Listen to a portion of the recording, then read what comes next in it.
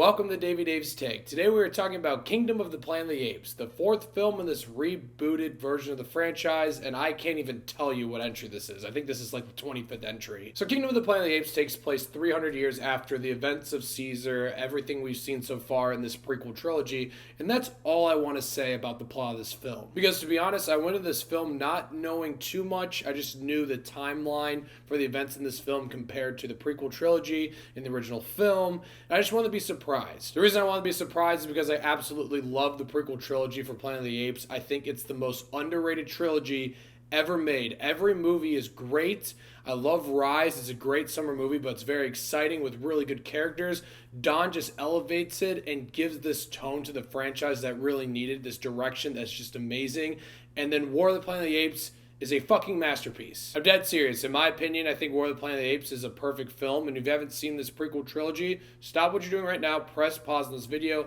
I have something for you that's going to take up about 7 hours of your day. So yes, I was very excited for this film, and since this takes place 300 years after the prequel trilogy, you know that there's no Caesar, and you know that's a giant uphill battle to climb. And we have a new director with Wes Ball because Matt Reeves is directing the new Batman films, and they still have the same type of production team around this film, but did feel like there are some pieces missing that could make this film disappointing. I'm relieved and extremely happy to say I really enjoyed Kingdom of the Planet of the Apes. I think it's absolutely a worthy addition to this prequel trilogy, to this franchise. The most important thing this film needed to do was to introduce new characters that we cared about, and they absolutely do. The main character in this film is an ape named Noah, and I really love what they did with this character. I really did enjoy all the new characters. I like the new human girl, May, and I really liked Raka. I thought he was very funny, and I just thought he was a great addition. I obviously won't go into too much of what they do because I really want this film to just be a surprise to people, but there are a lot of themes and elements in here that I thought were absolutely fascinating and really elevated the lore of this world and this franchise. There's a big theme here about questioning what you believe in, what you were brought up on,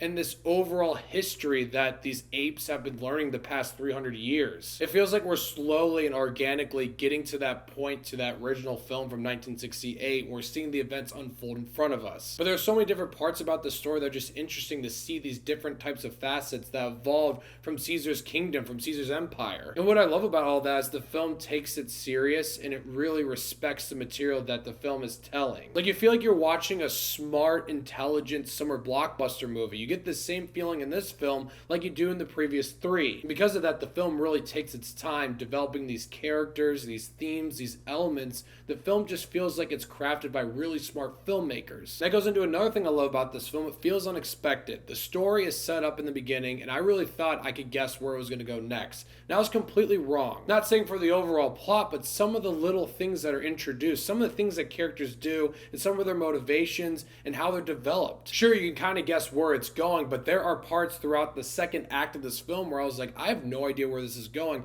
but this is great. And Wes Ball did a really great job directing this film. There are a lot of grand shots. If we see like rusted buildings that have been rusting for 300 years, and everything looks so real and great. The effects here are spectacular too. That should come to no surprise though, because the last two films have some of the best motion capture CGI I've ever seen, and this film is no different. It's unbelievable how believable this shit works. I really don't understand how these filmmakers are doing this. It's incredible. And lastly, I really love the villain here, Proximus. I won't go into him at all because I don't want to spoil anything, but anytime he was on screen, he was fantastic. But it goes into one of my complaints about the film. He needed to be in the film more. He was a scene stealer, and it feels like he wasn't in the film too much. He needed to be in the film more because he was fantastic. Also, there's something that happens that I wish happened later on in the movie. I guess I'll just leave it at that. Also, I feel like there are some things that don't really add up when it comes to the timeline in this franchise, but I don't really think it's this film's fault. But there are some ideas that I guess kind of confused me, but I have to say, I've only seen the original Planet of the Apes in the prequel trilogy. I haven't seen any of the sequels. So I don't know if there's some things that I maybe missed or went completely over my head. And I do think this film is paced extremely well. I was invested in this film the whole entire time. But I will say, out of the four, this is definitely the slowest. I can see people thinking this film is more of a slow burner. And out of the four prequel films, this is probably my least favorite and the least rewatchable. And I don't really mean that in a bad thing, though, because the first three are just incredible films. I don't know how you really top those.